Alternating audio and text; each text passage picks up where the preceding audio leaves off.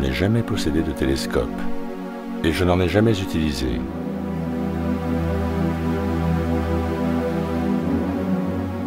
Je n'ai jamais posé mon regard sur ces merveilleux objets scintillants, tournoyant au-dessus de nos têtes soir après soir, année après année. Rien de plus qu'un rapide coup d'œil de temps en temps.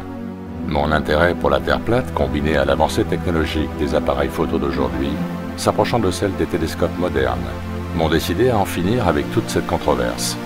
J'ai lâché 250 livres sterling pour acheter un Nikon P610 avec un zoom optique grossissant 60 fois. Un prix modeste pour un superbe appareil. Et quelle ne fut pas ma surprise. Ce qui vient est une compilation de quelques étoiles prises jusqu'à présent, toutes uniques et cependant identiques. Quelques faits scientifiques accompagnent ce film. Jugez par vous-même de leur pertinence par rapport à ce que vous observez.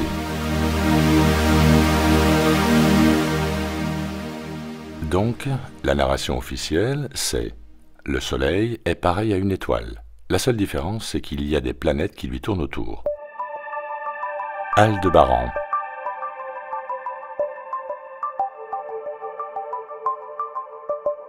Aldébaran est une étoile géante orange située à 382 milliards 100 millions de miles dans la constellation zodiaque du Taureau.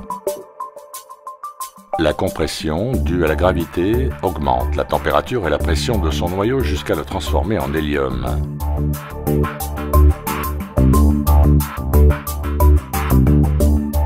De l'énergie additionnelle est produite par la fusion de l'hydrogène le long de son enveloppe.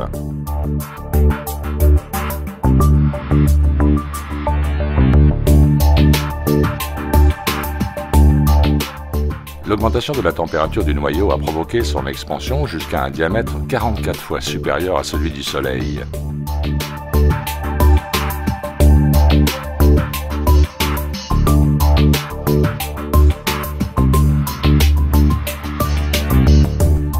Vega.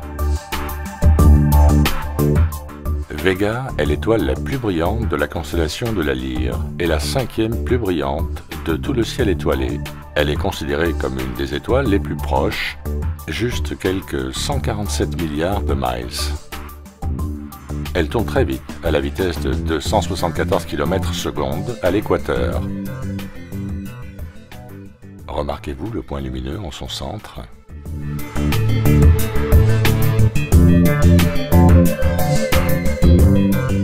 Elnat.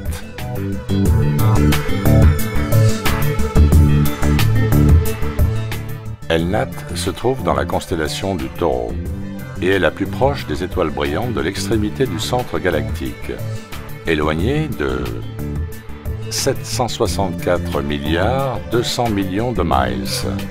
Et elle fait 4,5 fois la masse du Soleil et a une puissance de rayonnement équivalente à 700 soleils.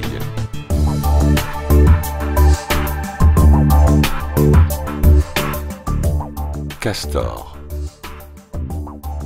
Castor est la deuxième étoile la plus brillante de la constellation du Gémeaux et l'une des plus brillantes de notre ciel. Castor est éloigné de 299 milliards 800 millions de miles et a un parallaxe annuel très large.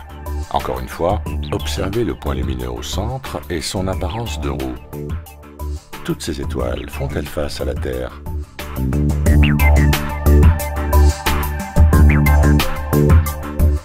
Pollux.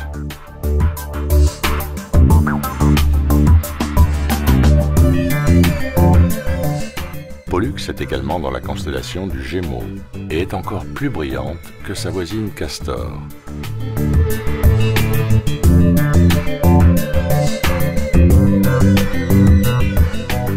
La mesure de son parallaxe, réalisée par le satellite d'astrométrie Hipparcos, la situe à une distance d'environ 198 milliards 580 millions de miles.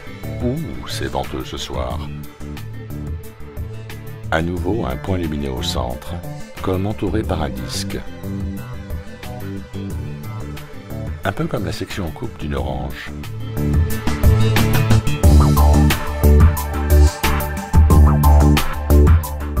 Des quartiers transparents.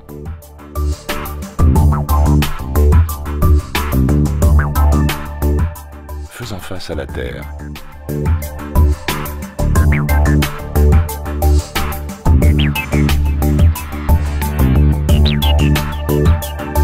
Bételgeuse.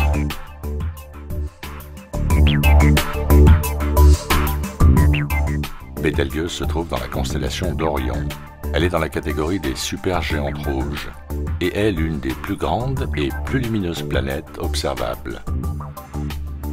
Éloignée de 3,7 quadrillions de miles de nous, son diamètre est de 669 200 000 miles.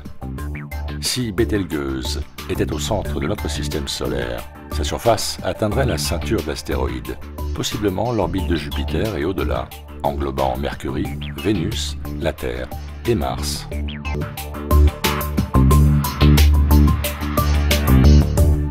Capella. Peut-être ma préférée jusqu'à présent, Capella est la plus brillante des étoiles de la constellation du Cocher et la 6e plus brillante de notre ciel. Relativement proche, à 251 610 millions de miles, Capella est en fait un système composé de 4 étoiles en binôme.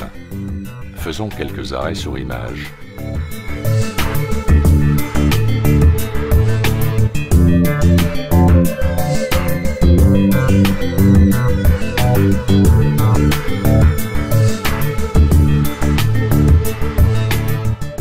Des points lumineux au centre, des quartiers transparents.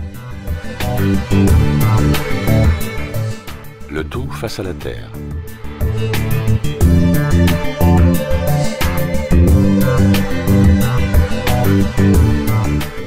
Alors, boule de gaz en feu ou énergie électrique?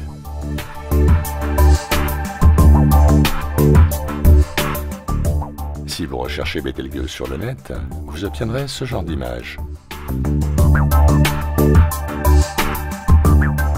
Alors que moi j'obtiens ça.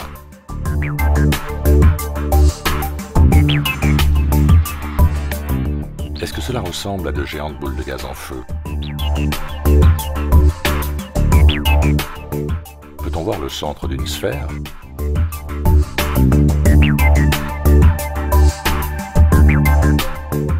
Je ne prétends pas savoir de quoi il s'agit ou comment cela existe.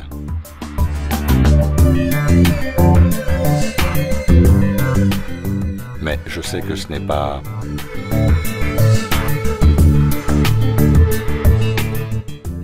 ça.